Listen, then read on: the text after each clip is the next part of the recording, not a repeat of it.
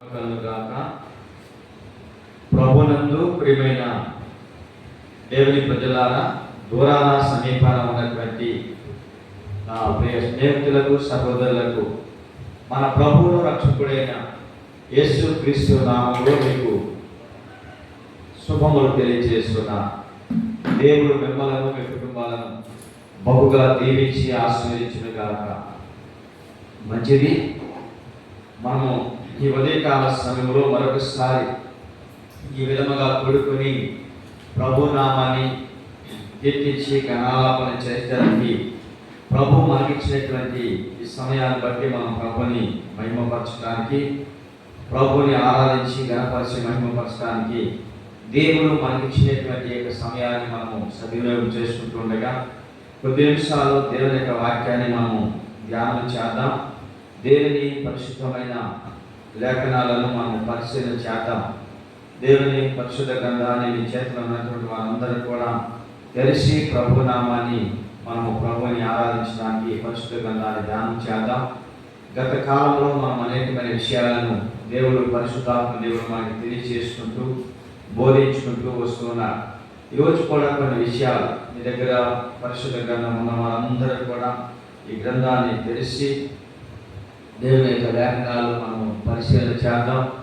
వినటం వలన విశ్వాసము కలుగుతున్నది, అది క్రీస్తుని కూర్చిన మాట వలన కలుగుతున్నదని దేవుని యొక్క లేఖనాల్లో మనము చూస్తూ ఉన్నాం. కనుక దేవుని యొక్క వాక్యంలో ఉన్న విషయాలు చాలా చక్కగా క్షుణ్ణంగా మనము వివరించి వాటిని తెలియజేద్దాం. మనము పరిశుద్ధాత్మల గురించి మాట్లాడుకుంటూ వచ్చాం. మళ్ళా తిరిగి అదే పరిశుద్ధాత్మల గురించి ఈరోజు కూడా కొద్ది నిమిషాలు మనము జ్ఞాపకం చేసుకుందాం. పరిశుద్ధాత్ముడు నిజంగా ఆయన కార్యాలు చేసేవాడు. పరిశుద్ధాత్మ దేవుడు మనందరినీ కూడా బలపరిచేవాడని, పరిశుద్ధాత్మని ఎదిరించకూడదు, దేవుడి పరిశుద్ధాత్మని దూషణ చేయకూడదని, పరిశుద్ధాత్మని మనము దుఃఖపరచకూడదని మాట్లాడుకుంటూ వచ్చాం. నిజమే, మళ్ళా తిరిగి మనము అదే పరిశుద్ధాత్మల గురించి మాట్లాడుకోబోతున్నాం. పరిశుద్ధాత్ముడు అంటే అది కేవలము వాగ్దానం చేయబడేటువంటిది అని మనం గుర్తించాలి. ప్రభువు యేసుక్రీస్తు లోకానికి రాకమునుపు ఎలాగైతే వస్తాడనేటువంటి ప్రవచనాత్మకమైనటువంటి ప్రవచనాలు ఆదికాండం నుంచి మలాకి గ్రంథం వరకు అనేకమైన ప్రవక్తలు ఏ విధంగానైతే ప్రవచించారో, ఏ విధంగానైతే ప్రభు యేసుక్రీస్తు లోకానికి పంపబడుతున్నాడని చెప్పబడి ఉన్నవో, అలాగే పరిశుద్ధాత్ముడు కూడా పరలోకం నుంచి భూమి మీదకి పంపబడ్డాడన్న విషయాన్ని మనం ఖచ్చితంగా గుర్తించాలి, తెలుసుకోవాలి.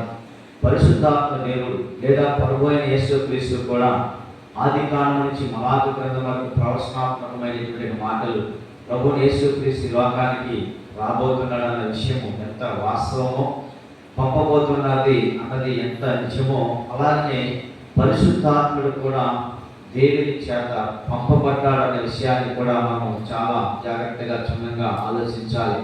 ఎందుకంటే ప్రభు అయిన యేసుక్రీస్తు లోకానికి వచ్చి ఇంచుమించుగా ఆయన 30 సంవత్సరాలు దేవుని యొక్క ఆజ్ఞలను బట్టి, విధులను బట్టి ఆయన నడుచుకుంటూ తల్లిదండ్రుల యొక్క బాధ్యతను ఆయన భరిస్తూ 30వ ఏటను ఆయన యోర్దాను నదిలో బాప్తిస్మం తీసుకొని, అలాగనే ఆయన బాప్తిస్మం తీసుకుని యోర్దాను నదిలో నుంచి పైకి రాగానే, ఇదిగో ఇతడు నా ప్రియ కుమారుడు, ఇతను ఎందుకు నేను ఆనందించుతున్నానని ఒక శబ్దము ఆకాశం నుంచి వినబడుతూ చూస్తున్నాం.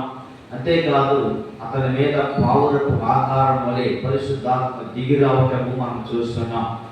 అక్కడి నుంచి ఆయన శోధించబడుతూ, అలాగనే 3.5 సంవత్సరాలు మంచి సువార్తను, ఉపదేశమును అనేకమైన ప్రజలకు తెలియచేస్తూ, తన సువార్త పరిచర్యలో అనేకమైన రోగులను, వ్యాధిగ్రస్తులను బాగు చేస్తూ, మేలు చేస్తూ, అలాగనే దయ్యముల చేత, రోగముల చేత పీడింపబడుతున్న వారికి విడుదల, విమోచన, రక్షణ, స్వస్థత కలిగిస్తూ ఆయన 3.5 సంవత్సరాలు సువార్త చేస్తూ, అలాగే అనేకమైన వారి ప్రజల యొక్క హృదయాలను దోసుకుంటూ, అనేకమైన హృదయాలను ఆయన బలపరుచుకుంటూ, అనేకమైన ప్రజలకి దేవుని యొక్క రాజ్యమును గురించిన సువార్త ప్రకటించి దేవుని రాజ్యము భూమి మీద స్థాపించబడాలని వారికి తెలియచేసుకుంటూ ఆ పరిధిలో, ఆ విధిలో, ఆ క్రమములో ప్రభువైన యేసుక్రీస్తు ఇంచుమించుగా వేల కొలది మంది ప్రజలకు ఆయన సువార్త ప్రకటించుకుంటూనే వస్తూ ఉన్నాడు.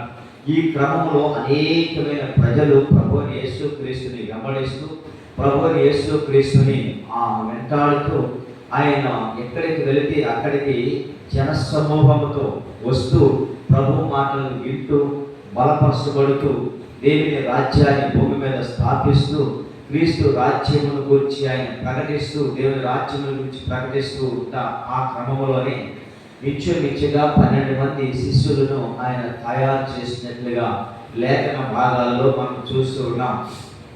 పిల్లరా, ఈ సమయంలో ఈరోజు నేను మీతో మాట్లాడుతున్న విషయము పరిశుద్ధాత్మ గురించి మాట్లాడుతూ వస్తున్న క్రమంలోనే ప్రభువైన యేసుక్రీస్తు ఒక 12 మంది శిష్యులని తర్బీదు చేశాడు. ఇది ఇంచుమించుగా 3.5 సంవత్సరాలు ప్రభుతో వారు తిరగటం, అలాగే ప్రభు వారిని చక్కగా ఒక ఉన్నతమైన ఉపదేశ క్రమంలో వారిని ప్రభు నడిపించుతూ, ఇలాగ ఈ క్రమంలో చేస్తున్నటువంటి క్రమంలోనే ఇంచుమించుగా యేసు ప్రభు వారికి చాలా పరిశుద్ధాత్మల గురించి బోధిస్తూ, పరిశుద్ధాత్మ యొక్క అవగాహన గురించి వాళ్ళకి తెలియజేస్తూ, ఎన్నో సార్లు వారికి తెలియజేస్తూ ఉన్న విషయాలు ఏంటంటే, నేను నా తండ్రి దగ్గరికి వెళుచున్నాను అని మాట్లాడుతూ వస్తుండేవారు. ఇలాగ ఈ మాటలో చాలా పర్యాయములు యేసు ప్రభు తన శిష్యులతో మాట్లాడుకుంటూ వస్తుండేవారు. అంతేకాకుండా నేను తండ్రి యొద్దకు వెళుచున్నాను, నేను వేరొక ఆధునికతని మీ మధ్యలోనికి నడిపిస్తాను, అంటే పరిశుద్ధాత్ముడిని పంపిస్తాను అని మాట్లాడుతూ వస్తుండేవారు.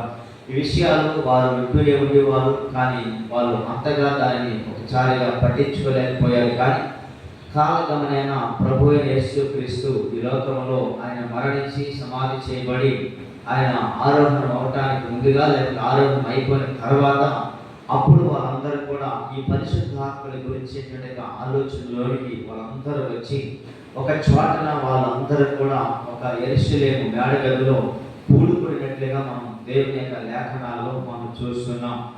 ప్రభువైన యేసుక్రీస్తు చేసినటువంటి యొక్క వాగ్దానం, లేకుంటే ఆ శిష్యులకి చెప్పినటువంటి యొక్క ఆ వాగ్దానం ఏంటి అంటే, పరిశుద్ధాత్ముడు నేను వెళ్తున్నాను, నేను వెళ్ళి నా తండ్రిని వేడుకుంటాను, వేడుకున్న తర్వాత వేరే ఆదరణకర్త అనగా పరిశుద్ధాత్ముడిని మీ మధ్యలోకి పంపిస్తున్నప్పుడు మీరందరూ కూడా శక్తిని పొందుకుంటారు అని ప్రభు చెప్పిన మాటలను బట్టి వారు అలాగే తిరుగుతూ ఉన్నారు. ప్రభుతో కలిసి ఆయన వారితో కలిసి పరిచయం చేస్తూనే వస్తున్నారు. అలాగనే ప్రభువైన యేసుక్రీస్తు వారి మీద పరిశుద్ధాత్మ బోధటం, వాళ్ళ ఆ యొక్క ఆత్మని పొందుకోవటం, భూమి మీద నుండగానే ఆ పరిశుద్ధాత్మల గురించినటువంటి అవగాహనలు వారిని తెలియచేసుకుంటూ వస్తున్నట్లుగా చూస్తున్నాం. కొన్ని సందర్భాల్లో వారు కూడా మేము ప్రార్థన చేస్తుంటే దైవలు నిలబడుతున్నాయి, రోగులు బాగుపడుతున్నారని ఈ విషయాలు ప్రభు దగ్గరికి వచ్చి వాళ్ళు చెప్పడం ద్వారా కూడా ప్రభు చెప్తుండేవాడు. కొన్ని సందర్భంలో దైవలు మీకు లోపడుతున్నాయని మీరు ఎంత మాత్రం సంతోషించగా మీ పేర్లు పరలోకంలో రాయబడి ఉండేవో లేవో జాగ్రత్తగా చూసుకునండి అని కొన్ని సందర్భాల్లో మాట్లాడుతూ, అంతేకాకుండా ప్రభువా అని పిలుచు ప్రతివాడు పరలోక రాజ్యంలోనికి ప్రవేశించలేడు, కానీ నా తండ్రి చిత్త ప్రకారం జరిగించేవాడు మాత్రమే ప్రవేశిస్తాడని చెప్పడం జరిగింది.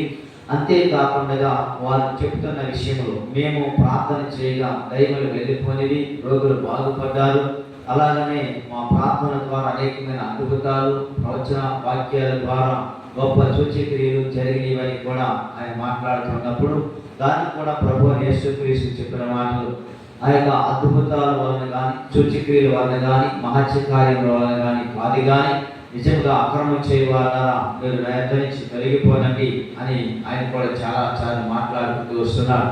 అంటే వారు బ్రతికి ఉండగానే ప్రభువైన యేసుక్రీస్తు వారికి కొన్ని విషయాలు, సూచనలు వారికి తెలియజేస్తూ, కొన్ని అద్భుతాల గురించి వారికి తెలియజేస్తూ, అది ఎలా ఈ విధముగా ఉండాలనేటువంటి విషయాలను మాట్లాడుకుంటూనే వస్తుండేవారు. తర్వాత ఆయన చెప్పిన మాటలు, నా తండ్రి చేసిన వాగ్దానం ఇది, ఈ వాగ్దానము మీరు పొందుకున్నంత వరకు పట్టణంలోనే అనగా యెరూషలేము యొక్క పట్టణంలోనే మీరు నిలిచి ఉన్నట్టని, ఇలాంటి విషయాలు చాలా సందర్భాలు పరిశుద్ధాత్మల గురించి వారికి తెలియజేసుకుంటూ వస్తుండేవారు. ప్రియమైన దేవుని పిల్లలారా, ఎందుకంటే పరిశుద్ధాత్ముడి గురించి మంచి ఆ అవగాహనలోనికి వారిని ప్రభు అయిన యేసుక్రీస్తు శిష్యులతో మాట్లాడుతూనే ఉండేవారు. చాలా సందర్భాల్లో వారు కూడా ఆలకిస్తూ ఉండేవారు, కానీ విన్నట్టుగానే ఉండేవారు, కానీ వాటిని గైకొనేవారు కాకుండా మర్చిపోతున్నట్లుగా కూడా మనం చూస్తుండేవాళ్ళం. అయినా ఒకసారి వారు ఖచ్చితంగా ఆ విషయాలు వారు తెలియజేస్తున్నారు. నేను ఒక విషయాన్ని చెప్తున్నాను, దేవుని వాక్యం, ఇదిగో నా తండ్రి వాగ్దానం చేసినది మీ మీదకి పంపుచున్నాను, మీరు పై నుండి శక్తి పొందే వరకు పట్టణంలో నిలిచి ఉండుడని వారితో చెప్పారు. నిజమే ఈ యొక్క విషయం, ఎందుకంటే పై నుండి అంటున్నాడు, ఒక వాగ్దానం చేసినది మీ మీదకి పంపుచున్నాను, మీరు పై నుండి శక్తి పొందే వరకు. అంటే వాగ్దానం చేసినటువంటి దానిని నేను పంపుతున్నాను, నేను వెళ్ళి నా తండ్రిని వేడుకుంటున్నాను అనేటువంటి విషయాలు ప్రభు అయిన యేసుక్రీస్తు తన శిష్యులతో చాలా సందర్భాల్లో ఈ విషయాలు మాట్లాడుకుంటూ వచ్చాడు. చూడండి, నా తండ్రి వాగ్దానం చేసినది మీ మీదకి పంపుచున్నాను అంటాడు. మీ మీదకి అంటే మీరు పై నుండి శక్తి పొందుకున్న వరకు పట్టణంలోనే నిలిచి ఉండండి అనేటువంటి మాట ఇక్కడ ప్రభు యేసుక్రీస్తు ఆయన మరణించి తిరిగి లేచిన తర్వాత ఈ లూకా సువార్త 24వ అధ్యాయం 49వ వచనంలో ఈ మాటలు తెలియజేస్తున్నట్లుగా మనం చూస్తున్నాం. అయితే పైనుంచి శక్తి పొందుకోవాలి అంటే శక్తి అంటే ఇది ఏదో అని మీరు అనుకోవద్దు. పరిశుద్ధాత్మ యొక్క శక్తి అనేటువంటిది మనం గుర్తించాలి. పరిశుద్ధాత్మ యొక్క అభిషేకము లేక పరిశుద్ధాత్మ యొక్క ప్రభావము, పరిశుద్ధాత్మ యొక్క మహిమ, ఇవి మనము ఖచ్చితంగా తెలుసుకోవాల్సిన అవసరత ఉంది అని నేను జ్ఞాపకం చేసిన. గత మనకు నిన్నటి కాల సమయంలో మనం మాట్లాడినటువంటి వరుస క్రమంలోనే పరిశుద్ధాత్మని మీరు దూషించవద్దు అని చెప్పబడుతున్నట్టుగా మనం చూసాం. పరిశుద్ధాత్ముడికి విరోధముగా మీరు మాట్లాడకూడదు అని కూడా ఆ విషయాన్ని మీకు తెలియజేసుకుంటూ వచ్చాను.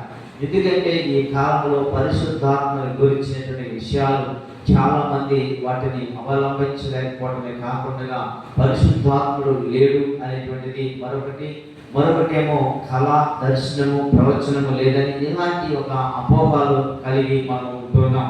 అయితే ఖచ్చితంగా పరిశుద్ధాత్ముడు మన మీదకి రాబోతున్నాడని, పరిశుద్ధాత్మ దేవుడు మన మీదకి వస్తే అసలు ఏమి జరుగుతుందో అన్న విషయాలన్నీ కూడా ప్రభు యేసుక్రీస్తు తన శిష్యులకి ఆయన చక్కగా పేటగా నీటిగా ఖచ్చితంగా వారిని తెలియజేశారు.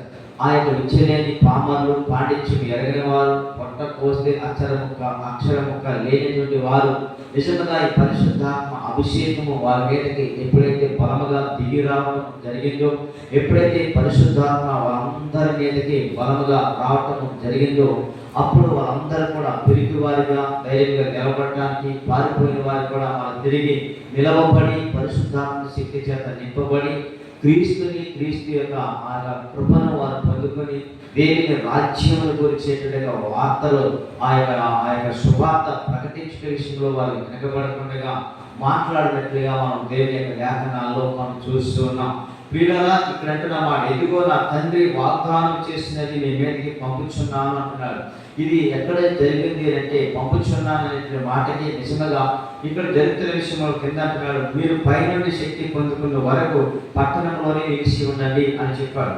కనుక ఈ విషయానికి వస్తే ప్రియమైన దేవుని ప్రజలారా, ప్రభు అయిన యేసుక్రీస్తు మరణించి తిరిగి లేచిన తర్వాత దాదాపుగా 40 దినాలు వారితో సంచరించి వారితో కలిసి నివాసం చేస్తూ ఈ మొదటి విషయాలన్నీ కూడా అంటే ప్రభు యేసుక్రీస్తు 3.5 సంవత్సరాలు వారితో తిరిగి సంచరించిన ఆ కాలం అంతా కూడా చెప్పిన విషయాలు వాళ్ళ మరణించి తిరిగి లేచిన తర్వాత కూడా చెప్పి ఆరోహణం అయిపోయిన తర్వాత ఈ విషయము వారికి జ్ఞాపకం వచ్చింది. ఏ విషయం జ్ఞాపకం వచ్చిందంటే పట్టణంలోనే నిలిచి ఉండండి, అంటే మీరు పైన నుంచి శక్తి పొందుకున్న వరకు పట్టణంలో నిలిచి ఉండండి అనేటువంటి మాట వారి జ్ఞాపకం వచ్చి పేతురు అలాగే యోహాను అలాగే ఇంకా వారు ఉన్న వారందరూ కూడా అక్కడ ఉన్న కొంతమంది ప్రజలను మన ప్రభు యేసుక్రీస్తు ఈ విధముగా పట్టణంలో ఉండండి, లేకుంటే కనిపెట్టుకోనండి, పైనుంచి శక్తిని పొందుకున్నంత వరకు మీరు ఎక్కడికి వెళ్ళకండి, అంతేకాదు నా తండ్రి వాగ్దానం చేసినటువంటిది మీ మీద నేను పంపుచున్నానని ప్రభు చెప్పాడు కదా అన్న విషయాన్ని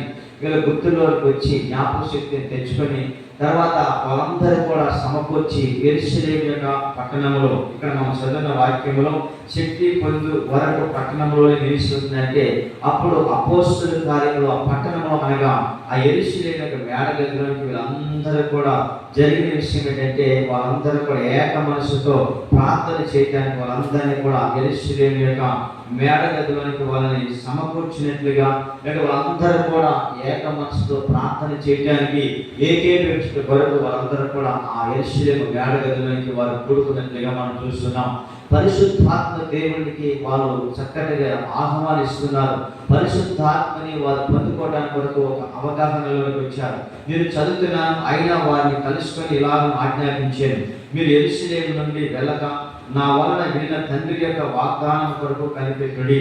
చూడండి, నా వలన వినిన తండ్రి యొక్క వాగ్దానం కొరకు కనిపెట్టుకునండి.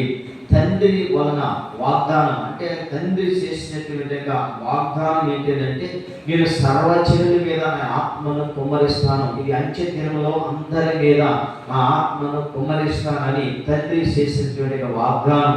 ఈ వాగ్దానం ఎప్పుడు నెరవేర్చబడుతుందంటే, ప్రభు యేసుక్రీస్తు మరణించి తిరిగి లేచి తర్వాత ఆరోహణమైపోయిన తర్వాత ఇదే వాగ్దానము తండ్రి దగ్గరికి వెళ్ళేటువంటి యేసుక్రీస్తు తండ్రిని వేడుకుంటున్నప్పుడు, భూమి మీద వీళ్ళు కనిపెట్టుకుని ఉన్నప్పుడు వీళ్ళ మీదకి ఆ వాగ్దానం చేసినటువంటి పరిశుద్ధాత్మ వీళ్ళ మీదకి ఒక రోజు ఖచ్చితంగా రావటానికి దేవుడు తన కుమారుడి ద్వారా కృప చూపించినట్లుగా మనం లేఖనాల్లో మనం చూస్తున్నాం. ప్రభు యేసుక్రీస్తు ఎలాగైతే పంపబడ్డాడో అలాగే పరిశుద్ధాత్మడు కూడా పంపబడినట్లుగా లేఖన భాగాల్లో మనం చూస్తున్నాం. నిజంగా ప్రియులారా, వారు చెప్తున్న విషయం ఏంటంటే, నా తండ్రి లేకపోతే తండ్రి యొక్క వాగ్దానం కొరకు కనిపెట్టుడి అనేటువంటి మాట మనం చూస్తున్నాం. మీరు యెరూషలేము నుంచి వెళ్ళక, లేకపోతే యెరూషలేము నుండి వెళ్ళక నా వలన విన్న తండ్రి యొక్క వాగ్దానం కొరకు కనిపెట్టుడి. ఈరోజు పరిశుద్ధాత్మడు గురించి కనిపెట్టుకునేటువంటి జనాంగము, లేకపోతే క్రైస్తవ విశ్వాసులు, లేకుంటే చావ పరిచయలో చావ కొరకు వస్తున్న వారు కూడా ఈ విషయానికి వస్తే పరిశుద్ధాత్ముడి గురించి కనిపెట్టుకునేటువంటి భక్తి ఇవాళ చాలా తక్కువైపోతుంది. వాళ్ళు దాదాపుగా 10 దినాలు వాళ్ళు కనిపెట్టుకున్నారు. 10 రోజులు ఆహారం లేకుండా, లేకుంటే అన్నపానములు వాళ్ళు పుచ్చుకొనకుండా వాళ్ళందరూ కూడా యెరూషలేము యొక్క మేడగదిలో దాదాపుగా 120 మంది ప్రజలు యెరూషలేము మేడగదిలోని వారు కూడుకున్నారు, కనిపెడుతున్నారు, విజ్ఞాపన చేస్తున్నారు, ప్రార్థన చేస్తున్నారు. దేని కొరకు వీళ్ళు విజ్ఞాపన చేస్తున్నారు, ప్రార్థన చేస్తున్నారు? అయా మమ్మల్ని దీవించండి, అయినా మమ్మల్ని ఆశీర్వదించండి ప్రభు అన్నదాని కొరకు కాదు. తండ్రి చేసేటువంటి వాగ్దానం ఉంది. ఆ వాగ్దానం ఏంటిది? ఆ వాగ్దానం యొక్క ఆ ఫలం ఏంటిది? దానిని మనం పొందుకోవాలని దాని కొరకు వీళ్ళు కనిపెట్టుకొని ప్రభు యొక్క ఆ కనిపెట్టుకున్నట్టు ప్రభు చరిత్రలో వేడుకుంటున్నట్లుగా మనం చూస్తున్నాం. ఇక్కడ యెరూషలేము యొక్క మేడగదిలో దాదాపుగా ఈ 120 మంది ప్రజలు యెరూషలేము యొక్క మేడగదిలో కనిపెట్టుకొని వేడుకుంటున్నట్లుగా మనం చూస్తున్నాం. పరలోకములో తండ్రి కుడిపార్శ్వమున ఉన్నటువంటిగా పరిశుద్ధాత్ముడి గురించి ప్రభు యేసుక్రీస్తు అక్కడ తండ్రిని వేడుకున్నట్లుగా మనం చూస్తున్నాం. వీళ్ళరా, ఈ విషయాన్ని ఈరోజు నేను మీకు జ్ఞాపకం చేస్తున్న విషయం ఏంటంటే, పరిశుద్ధాత్ముడు మన మీదకి రాకుండా, పరిశుద్ధాత్మ అభిషేకమును మనము పొందుకొనకుండా, పరిశుద్ధాత్మను గురించి అవగాహన లేకుండా మనము సువార్తని ప్రకటించలేము, దేవుని పనిని మనం చేయలేము. ప్రభునందు ప్రియమైన దేవుని ప్రజల, ఈ 12 మంది శిష్యులు యెరూషలేములో ఉన్నటువంటి మేడగదిలో ఇంకా కథమ వారందరూ కలిసి 120 మంది కూడా ఇవాళ ఎప్పుడైతే పరిశుద్ధాత్మని ఆ అవగాహనలోనికి వచ్చి ఆయన ఆత్మను పొందుకున్నారో, ఆ రోజు నుంచి యోదయ సమరయ భూదిగంతముల వరకు దేవుని గూర్చి వారు వాక్యం చెప్పడానికి, దేవుని రాజ్యమును గూర్చిన సువార్త ప్రకటించడానికి వారు బయలుదేరినట్లుగా లేఖన భాగాల్లో మనం చూస్తున్నాం. ఇవాళ క్రైస్తవ సంఘాలలో తర్ఫీదు పొందుతున్నారు. మాస్టర్ని సంవత్సరాలు తరబడి 2-3 సంవత్సరాలు బైబిల్ ట్రైనింగ్ చేస్తున్నారు. బైబిల్ ట్రైనింగ్ కంపల్సరీ చేయాలి. యేసు ప్రభు శిష్యులు యేసు ప్రభు దగ్గర 3-4 సంవత్సరాలు వాళ్ళు తర్ఫీదు చేశారు, లేక తర్ఫీదు పొందారు, బైబిల్ ట్రైనింగ్ చేశారు వాళ్ళు. అలాగే ఇప్పటి కాలంలో కూడా ఖచ్చితంగా మనం కూడా ఖచ్చితంగా బైబిల్ ట్రైనింగ్ చేయాలి. బైబిల్ ట్రైనింగ్ చేయకుండా మనము బైబిల్ పుచ్చుకొని మనం బోధించడం కాదు. దానికి ప్రభు యొక్క ఆత్మ సహాయం చేస్తుంది. ప్రభు యొక్క ఆత్మ సహాయం వీళ్ళకి చేసినది ఎవరికంటే ప్రభువైన యేసుక్రీస్తు శిష్యులకి. అలాగనే మనము కూడా కనిపెట్టుకోవాలి. పరిశుద్ధాత్ముడి గురించి బైబిల్ ట్రైనింగ్ లో కొన్ని సంస్థలు పరిశుద్ధాత్ముడి గురించి వాళ్ళు బోధిస్తూ ఉంటారు, తెలియజేస్తూ ప్రకటిస్తుంటారు. మనం ఎంత బైబిల్ ట్రైనింగ్ చేసినా కానీ పరిశుద్ధాత్ముడి గురించి మనం కనిపెట్టుకోవాలి. పరిశుద్ధాత్ముడి గురించి అవగాహన తెలుసుకోవాలి. పరిశుద్ధాత్ముడు మనలోకి వస్తే పరిశుద్ధాత్మ దేవుడు మనలోకి కనుక వచ్చి నివాసం చేస్తే అది దాంట్లో ఉన్న ప్రభావము వేరు. ఆ పరిశుద్ధాత్మ శక్తిలో ఉన్న ఆ ప్రభావం అది వేరుగా ఉంటుంది. కనుక ఇక్కడ అంటున్నారు వాళ్ళు కనిపెట్టుడి అని మాట్లాడుతున్నాడు. తండ్రి యొక్క వాగ్దానం కొరకు కనిపెట్టుడి అంటే ఇంచుమించుగా వారు 10 దినాలు కనిపెట్టారు. ఫాస్టింగ్ క్లియర్ చేశారు అనుకుంటున్నాను నేను. చేశారు వాళ్ళు 10 దినాలు వారికి ఆహారం లేదు, వారు కనిపెట్టారు.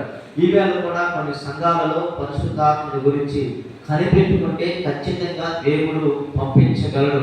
ఎందుకంటే అది దేవుడు చేసిన వాగ్దానం, అది దేవుడు ఇచ్చినటువంటి మాట. ఎందుకంటే మనము ఆ ఏవే గ్రంథంలో కూడా చూస్తాం, తర్వాత సర్వజనుల మీద ఆ ఆత్మను కుమ్మరిస్తానని చెప్పాడు ఆయన.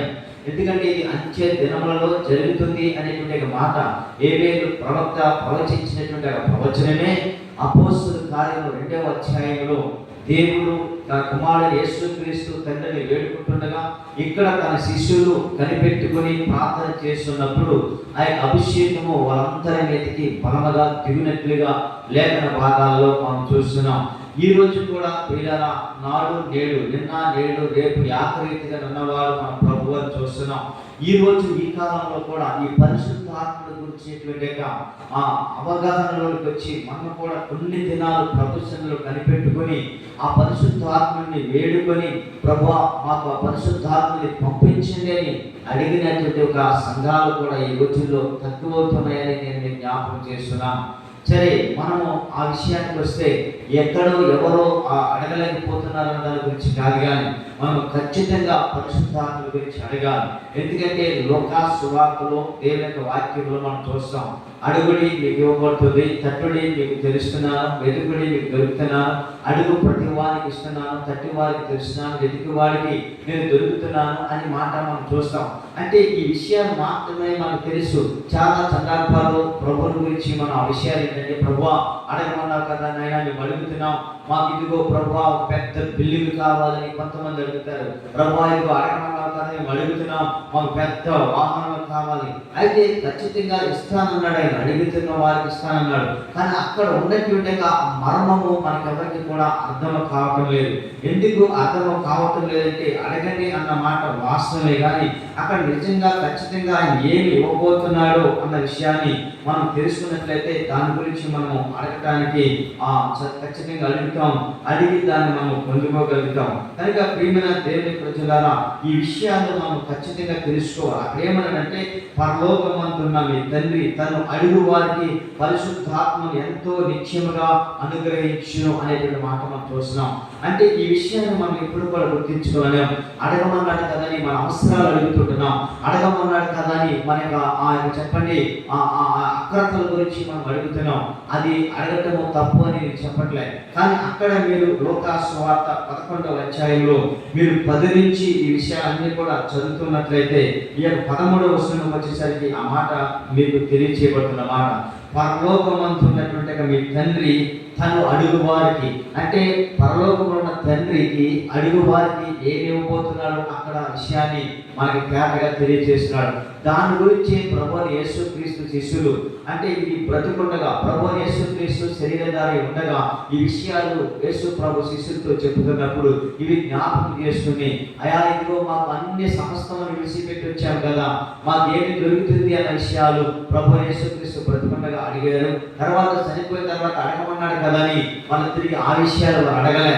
అయితే ఏమి అడుగుతున్నారు అంటే, యెరూషలేము మేడలలో పరిశుద్ధాత్ముడి గురించి అడుగుతున్నారు. ఇక్కడ కూడా ఏమన్నాడంటే, అడుగు వారికి పరిశుద్ధాత్మను ఎంతో నిశ్చయముగా అనుగ్రహించుననెను. అది దాని గురించి అపోస్తలుల కార్యములో వారు కూడుకుని పరిశుద్ధాత్మల గురించి వారు అడుగుతున్నారు. ఈరోజు నా ప్రియమైన దేవుని ప్రజలారా, నేను మీతో మాట్లాడబోతున్న విషయం ఏంటంటే, పరిశుద్ధాత్మ దేవుడు ఉన్నాడు. ఎందుకంటే ఆయన సదాకాలము మనకి తోడైంది నడిపించేవాడు. యుగ సమాప్తి వరకు ఆయన మనకి తోడైంది నడిపించేవాడు. ఆ పరిశుద్ధాత్ముడే కనుక మన హృదయంలోనికి, మన లోపలికి వచ్చి ఆయనే కనుక మనలో నివాసం చేస్తే, ఆయనే కనుక మనలో సంచరిస్తే, కేవలము మన యొక్క హృదయము ఆయనకి హత్తుకొని ఉంటుంది. మన హృదయంలో వేరే తలంపులు రావు, వేరే ఆలోచనలు రావు. క్రీస్తుని గురించిన వార్తే మన యొక్క హృదయంలో ఉంటుంది. ఆయన గురించిన సువార్తే ప్రకటిస్తాం. మన పెదవులు కాల్చబడతాయి. మన పాపములకు ప్రాయశ్చిత్తము కలుగుతుంది. పరిశుద్ధాత్మిక అగ్ని అభిషేకం ఎప్పుడైతే మనం పొందుకుంటామో మనలో ఉన్న పెరిగితనము పోతుంది, మనలో ఉన్న అవిశ్వాసము పోతుంది, అపనమ్మకము పోతుంది. వారు అకస్మాత్తులు అయిపోవటానికి కూడా కేవలం కారణం ఏంటంటే, వారు పరిశుద్ధాత్మను వారు అనుభవించారు, పొందుకున్నారు. దాన్ని బట్టి వారు అకస్మాత్తులు అవడానికి కూడా వెనకాడలేదు. ఎందుకు తెలుసా? వారిలో నివసించేది, వారిలో ఉండేది ఏంటంటే, చివరికి మీ జ్ఞాపకం చేసే విషయము, పరిశుద్ధాత్ముడే వారు యేసు ప్రభు శిష్యులు వారు పనిచేశారు. అందుకనే వారు ఏమాత్రం కూడా ధైర్యంగా మాట్లాడగలిగారు, వారు ధైర్యంగా నిలబడగలిగారు. క్రీస్తుని కూర్చిన వార్త ఆ నశించిన వారికి వెలుతనము కానీ రక్షించబడుతున్న మనకి దేవుని శక్తి అని వారు చెప్పగలిగారు. ఆ రీతిగా నేను క్రీస్తుని కూర్చిన వార్త చెప్పాలంటే చదువుకున్నంత మాత్రమే మనం చెప్పలేము.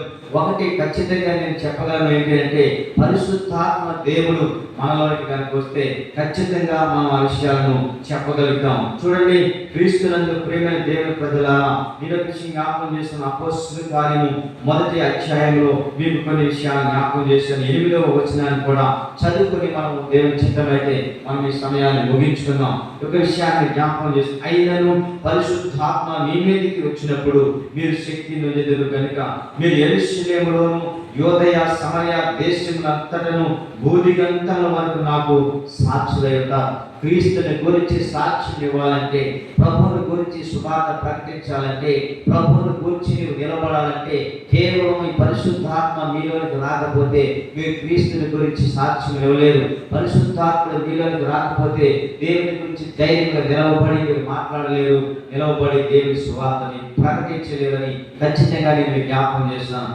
అయినను పరిశుద్ధాత్మ మీ మీదకి వచ్చినప్పుడు మీరు శక్తి నొందెదరు. శక్తి అంటే ఏదో ఒకటి కాదని, ఇది పరిశుద్ధాత్మిక శక్తి, పరిశుద్ధాత్మిక అభిషేకం.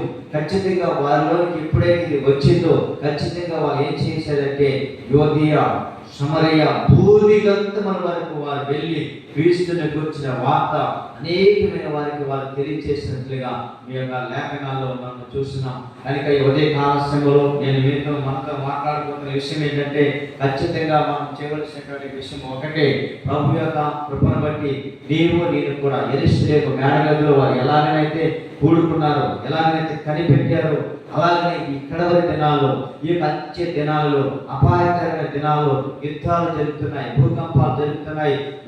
దేశము మీదకి దేశము, రాజ్యము మీదకి రాజ్యము, జనము మీదకి జనము. ఇలాంటి పరిస్థితుల్లో మనం ఖచ్చితంగా యెరూషలేము మేడగదిలో వారు ఎలాగైనా కనిపెట్టుకొని ప్రభువుని గురించిన ఆయన విషయాలను తెలుసుకోవడానికి వరకు ఆ పరిశుద్ధాత్మని వేడుకున్నారు. ఈ చివరి దినాల్లో మనము కూడా ఈ చిన్న చిన్న సమాజాలలో, సంఘానికి మనం హెచ్చరిక చేసి, సంఘానికి మనం ప్రోత్సహించి, మనం కూడా 1-2 దినములు ప్రభు సన్నిధిలో గంటల తరబడి ప్రార్థన చేసి ఆ పరిశుద్ధాత్మ శక్తిని నేను మనం అందరము పొందుకోవాలని అట్టి కృప మీకు నాకు అనుగ్రహించబడును గాక. దేవుని వాక్యం మనలో దీవించును గాక. ప్రార్థన చేసుకుందాం, చిన్న ప్రార్థన చేసుకుందాం. పరిశుద్ధమును నమ్మకమును పరలోకమందున్న మా తండ్రి, మీకు స్తోత్రాలు వందనాలు తెలియజేస్తూ ఉన్నాను ప్రభువా. మరొకసారి ఈరోజు పరిశుద్ధాత్మ గురించి మీరు మాతో మాట్లాడుకుంటూ వచ్చారు. ఇంకా చాలా విషయాలు ఉన్నాయి. మరొకసారి మాట్లాడటానికి అటు కృపను మాకు దయచేది. ఎందుకంటే నా తండ్రి చేసిన వాగ్దానం మీ మీదకి పంపుచున్నానని మీరు చెప్పారు. నిజమే, మీ తండ్రి సర్వజనుల మీద నా ఆత్మను కుమ్మరిస్తానని చెప్పినట్లుగానే ఆయా కాలంలోని శిష్యులు వేడుకొనగా వారి మీదకి పరిశుద్ధాత్మని పంపించగా వారందరూ శక్తిని పొందుకొని యోదయ సమరయ భూదిగంతముల వరకు వారిని కూర్చిన వార్త ప్రకటించినట్లుగా తెలియజేసినట్లుగా మీ లేఖనాల్లో మరి మేము చూస్తున్నాం. ఈ చివరి దినాల్లో, కడవరి కాలంలో, అంచె దినములలో మీ ప్రజలమైన మా అందరి మీదకి మీ పరిశుద్ధాత్మక అభిషేకం చేత నింపండి, ఆత్మచేత బలపరచండి, దర్శనములు, కళలను, ప్రవచనాత్మకములు మాకు దయచేయమని ప్రార్థన చేస్తున్నాం. సంఘములు నానాటికి విస్తరింపచేయమని, బలపరచమని, అనారోగ్యం గల వారికి ఆరోగ్యం దయచేయండి, వ్యాధిగ్రస్తులను స్వస్థపరచండి, అనేకమైన నూతన ఆత్మలు నడిపించి సమస్త ఘనత మహిమ మీరే పొందుకోమని మీ ప్రియ కుమారుడు రక్షకుడైన యేసుక్రీస్తు నామములో ఈ ప్రార్థన మీకు సమర్పించి పొందినాము తండ్రి. ఆమేన్. యేసు రక్తమే చేయి, ప్రభు యేసు రక్తమే చేయి, యేసు రక్తం సంపూర్ణ విషయం కలుగుగా.